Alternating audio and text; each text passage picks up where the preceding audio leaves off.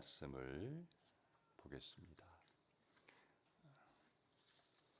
신약성경 마가복음 6장 45절로 48절까지 말씀입니다. 마가복음 6장 45절에서 48절까지 함께 읽겠습니다. 예수께서는 곧 제자들을 재촉하여 배를 태워 자기보다 먼저 건너편 벳세다로 가게 하시고 그동안에 무리를 헤쳐 보내셨다. 그들과 헤어지신 뒤에 예수께서는 기도하시려고 산에 올라가셨다. 날이 저물었을 때에 제자들이 탄 배는 바다 한가운데 있었고 예수께서는 홀로 무태에 계셨다. 그런데 예수께서는 그들이 노를 젓느라고 몹시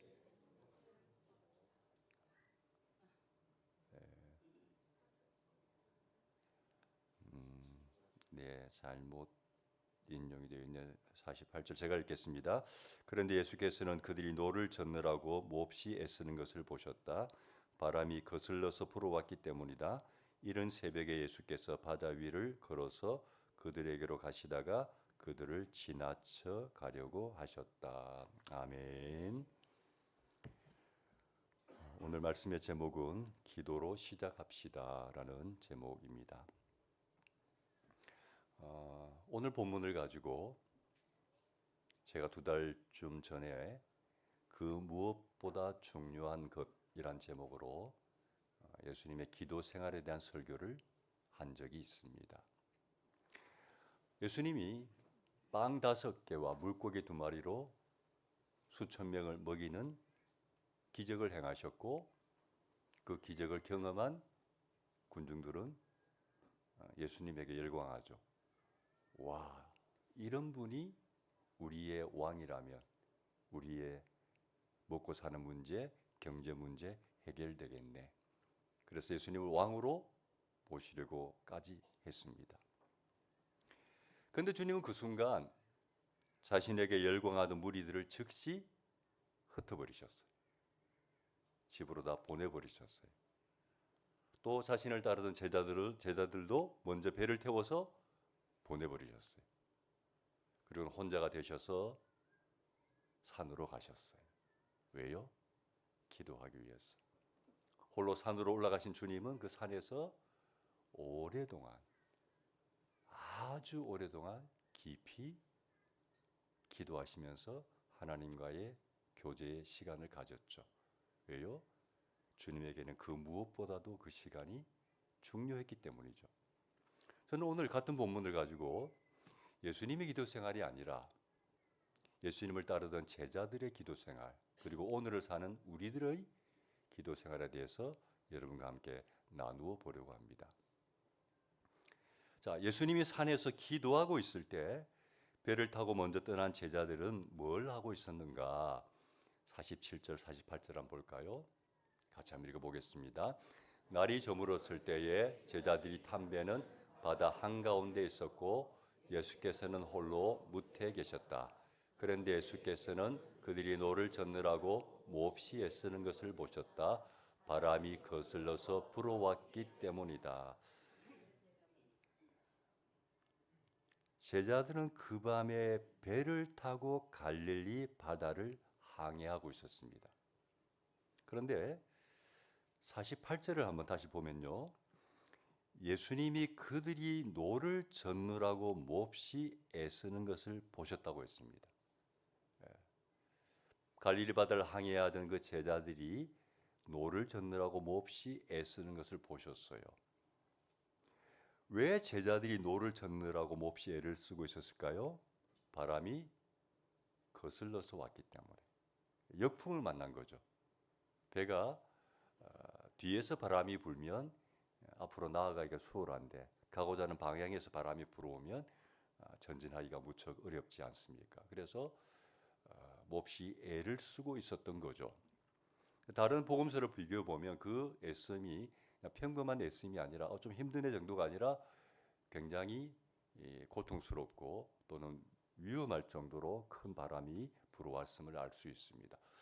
그런데 여기서 궁금한 것이 하나 있어요. 뭔가 제자들이 역풍 때문에 몹시 애쓰는 것을 주님이 보셨어요.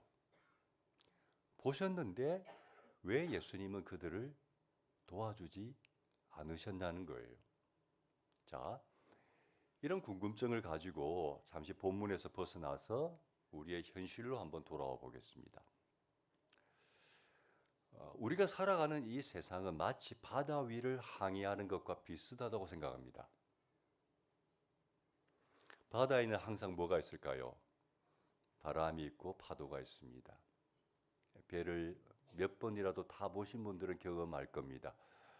바다 위에는 항상 바람이 있고 파도가 있습니다. 바람 한 점 없는 고요한 바다는 아마도 1년 중에 몇 번 없을걸요?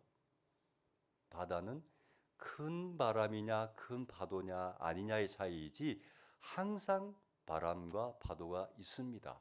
바다는 그렇습니다. 그런데 우리가 사는 이 세상의 삶이 꼭 그런 것 같아요. 우리가 인생을 살아가다 보면 아무 문제가 없는 날은 거의 없어요. 별로 없어요.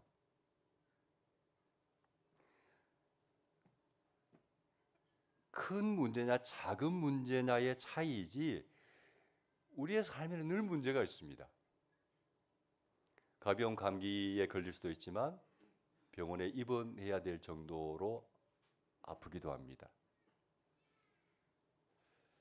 운전을 하다 보면 가벼운 접촉 사고도 있지만 때로는 차가 부서질 정도로 사고가 일어나기도 합니다. 자녀가 많으면요, 많은 대로, 적으면 적은 대로 자녀가 있는 집에는 늘 자녀로 인한 고민이 있습니다. 늘 자녀 문제가 있습니다. 늘 크고 작은 인간관계 갈등이 있어요. 사람과 불편한 일들이 생기기도 하고 속이 상하기도 하고 직장에 가면 늘 스트레스가 있고 우리 가정이 편안하면 이상하게 부모님에게 또 문제가 생겨. 이상해요. 삶에는 이렇게 늘 문제가 끊이지 않아요. 이게 우리 현실입니다. 산다는 것은 늘 문제와 싸워 나가는 것이다. 이게 우리의 삶의 현실입니다. 그런데 바로 이 지점에서 신앙적인 고민이 생깁니다. 신앙적인 고민. 어떤 고민인가? 우리가 어려움을 당할 때 대부분 우리는 힘드니까 하나님이 즉시 개입해서 내 어려움을 해결해 주시기를 기대하죠. 안 그렇습니까? 어려움을 겪으면 본능적으로 하나님이 좀 도와주시지, 해결해 주시지라는 기대감을 가집니다. 그런데 현실은 어떨까요? 하나님이 즉시 도와주시나요? 물론 즉시 도와주실 때도 있어요. 그러나 많은 경우 하나님은 즉시 도와주시지 않습니다. 많은 경우. 저는 이것 또한 우리가 받아들여야 할 현실이라고 생각해요. 우리는 현실을 무시한 신앙생활 하면 안 되거든요. 현실을 초월한 자기만의 어떤 세계를 가지고 신앙생활 하면 안 돼요. 신앙은 지극히 현실 지향적이 되어야 됩니다. 현실의 뿌리를 박아야 돼요. 현실을 도외시하면 안 돼요. 하나님은 우리가 힘들 때 즉시 개입하지 않으세요. 대부분의 경우에. 그렇다고 하나님이 안 계신 게 아니죠. 분명히 살아 계시죠. 하나님 우리를 사랑하지 않는 것이 아니에요. 우리를 너무 사랑하세요. 그런데 우리가 힘들 때 하나님 즉시 도와주시지 않는 경우가 대부분입니다. 저는 우리가 신앙생활을 하면서 하나님 때문에 겪는 어려움이 두 가지 있다고 생각해요. 누구 때문에요? 하나님 때문에. 말이 좀 이상하죠? 그런데 한번 설명을 들어보십시오. 우리가 신앙생활을 하면서 그러니까 우리 느끼기에 하나님 때문에 겪는 두 가지 어려움이 있다. 첫 번째가 뭔가? 하나님의 부재입니다. 하나님의 부재. 무슨 뜻이냐면 내가 너무 힘들어서 하나님이 정말 필요한데 하나님은 내 곁에 안 계신 것처럼 느껴지는 거예요. 하나님 내 곁에 안 계셔. 하나님이 마치 나를 떠나서 멀리 어디론가 가버리신 것 같아요. 내 느낌에. 마치 역풍을 만나서 고생하고 있는 제자들처럼 너무 힘든데 그들 옆에 예수님이 안 계신 거예요. 내 인생이 너무 힘든데 하나님이 내 곁에 없는 것처럼 느껴져요. 하나님의 부재예요. 여러분 그럴 때가 없었습니까? 아마도 있었을 것 같아요. 그런데 여러분 하나님의 부재가 오랫동안 계속되면 어떤 마음이 드시죠? 마치 하나님이 나를 버린 것처럼 느껴져요.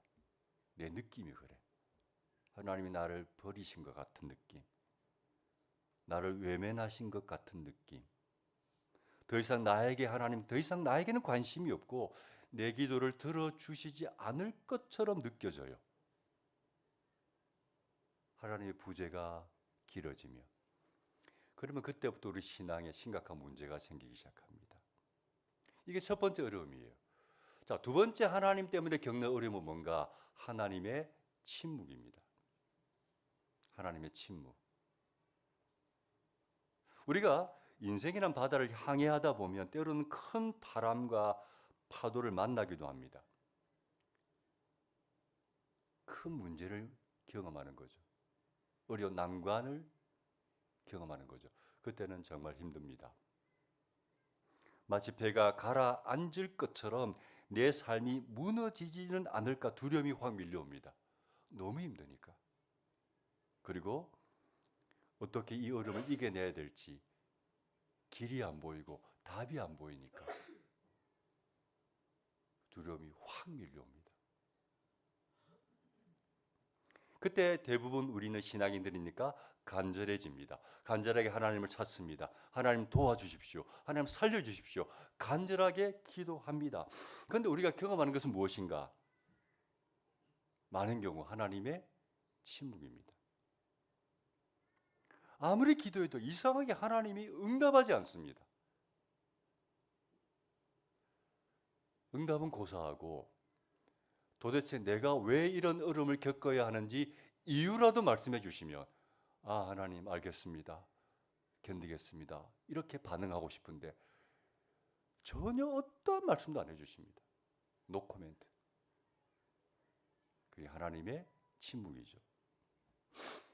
하나님의 침묵이 길어지면 우리의 신앙이 서서히 지쳐갑니다.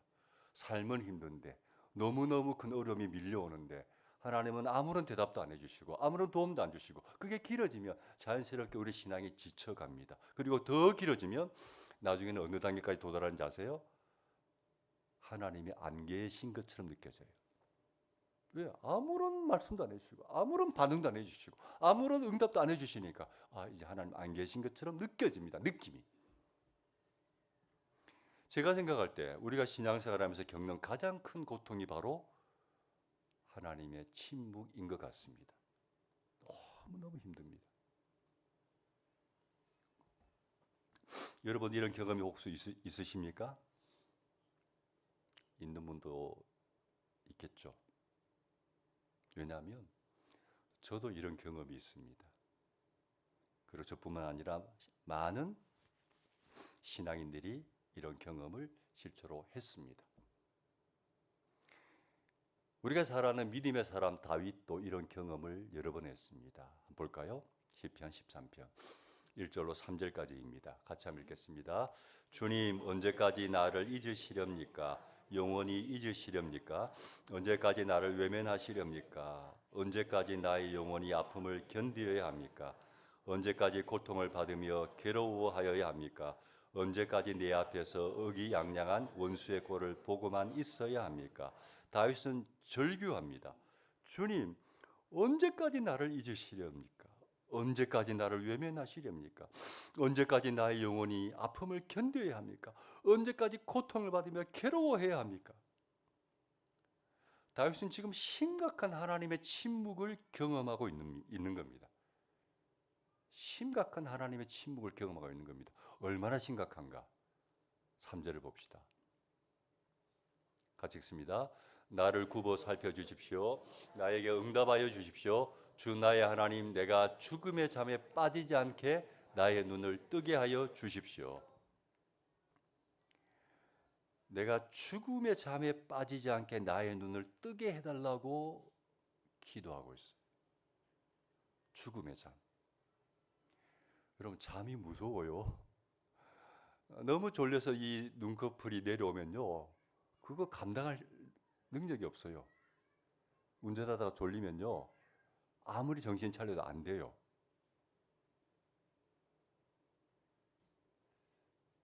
죽음의 잠.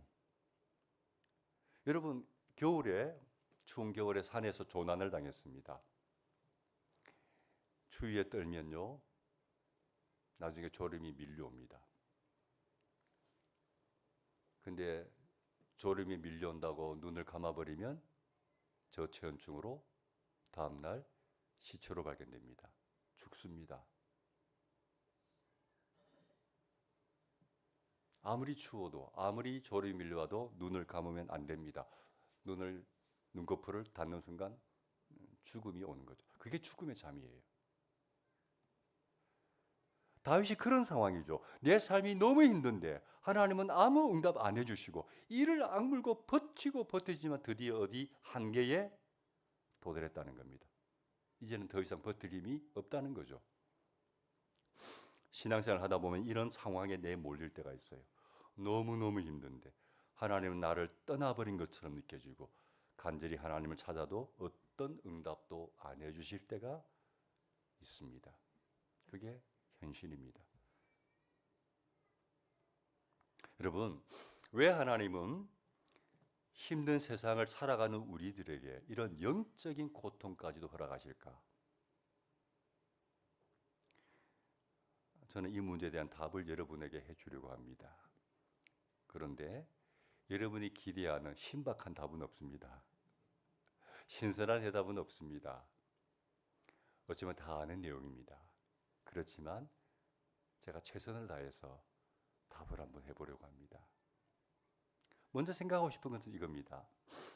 한번 따라해 볼까요? 하나님은 우리의 영적 부모다.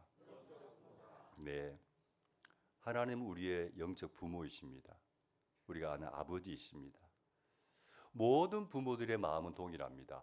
자식을 어떻게 잘 키울까?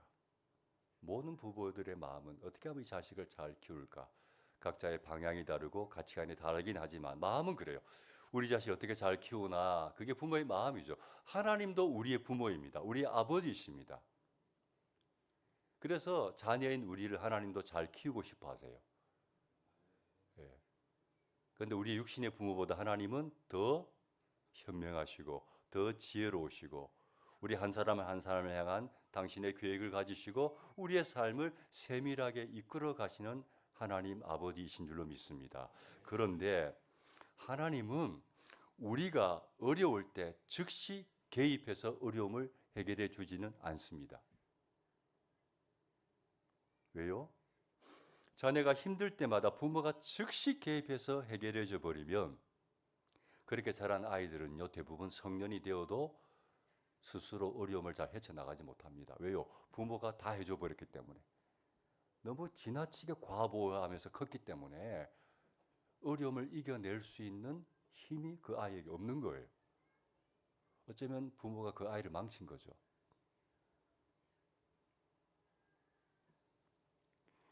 하나님은 우리를 그렇게 약하게 키우지 않으십니다.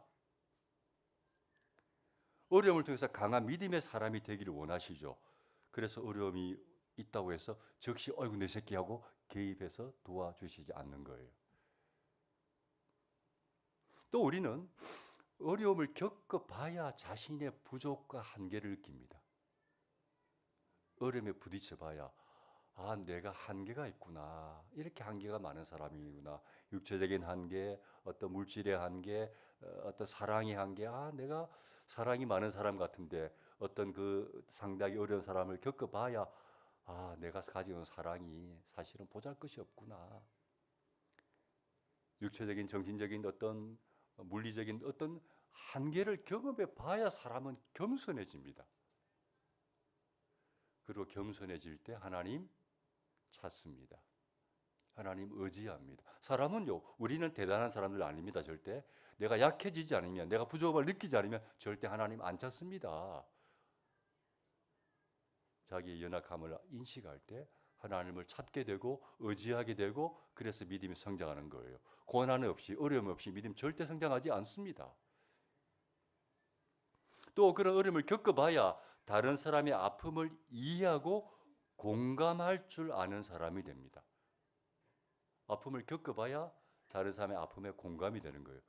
공감이 되면서 주변에 그런 어려운 사람이 있을 때 마음이 짠해지죠.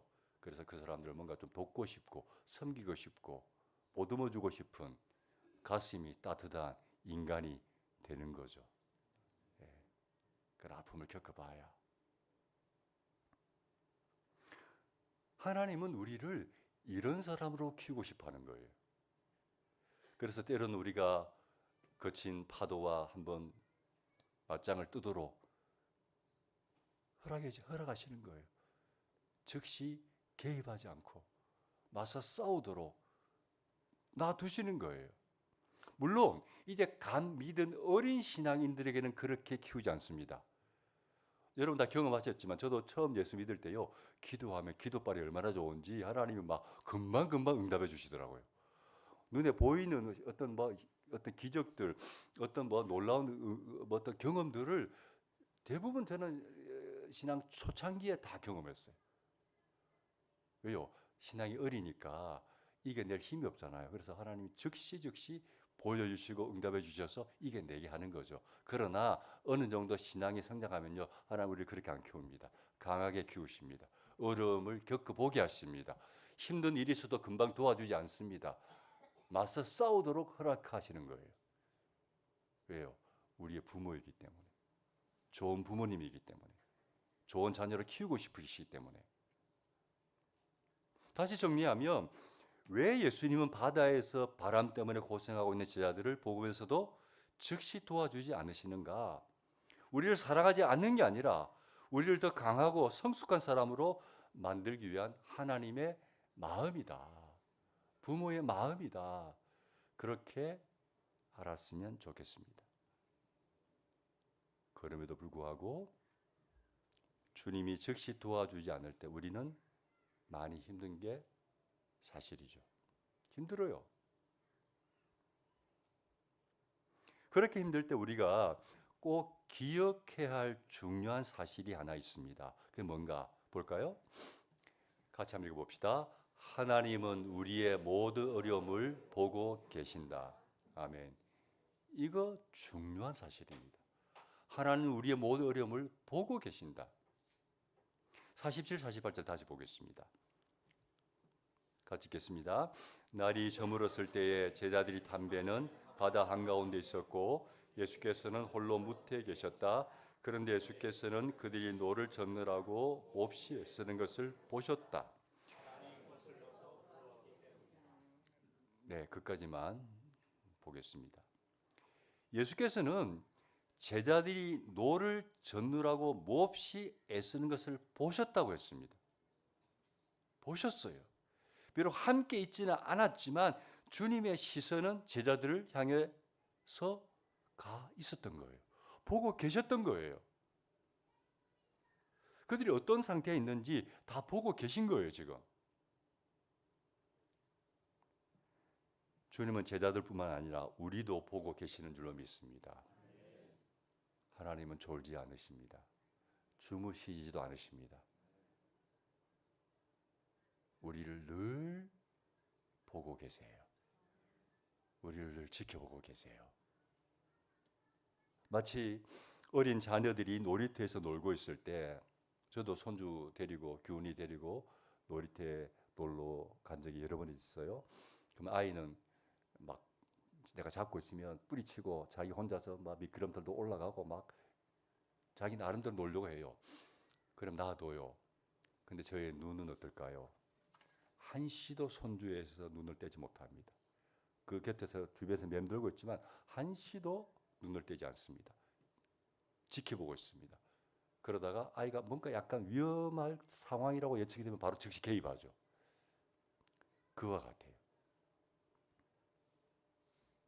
그와 같이 예수님이 제자들이 고생하고 있는 것을 보셨어요. 위험한 바다에서 바람이 심하게 불고 태풍이 불면 그런 상황을 겪어보신 분들의 공포가 얼마나 큰지 알아요. 저도 여러 번 경험했거든요.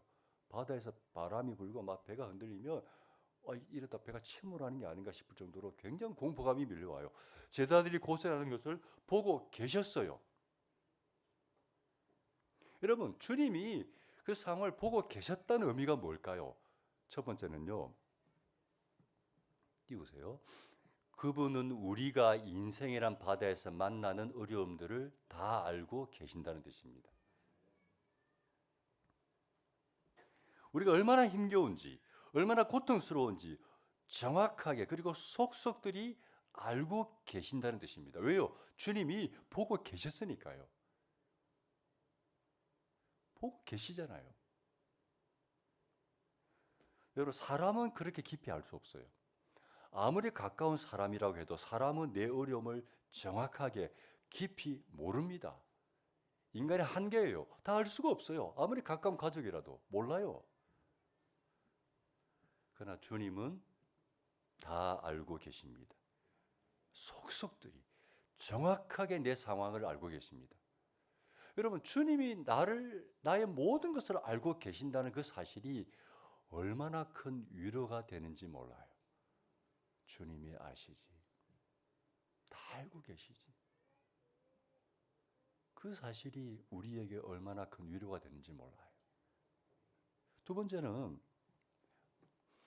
그분이 우리를 그 어려움에서 구해줄 수 있다는 뜻입니다. 보고 계시잖아요. 알고 계시잖아요. 그럼 그분이 우리를 그 어려움에서 구해줄 수 있다는 뜻입니다. 왜요? 나의 모든 것을 보고 있고 알고 계시는 그분이 하나님이시잖아요. 그분에게는 불가능이 없으시잖아요.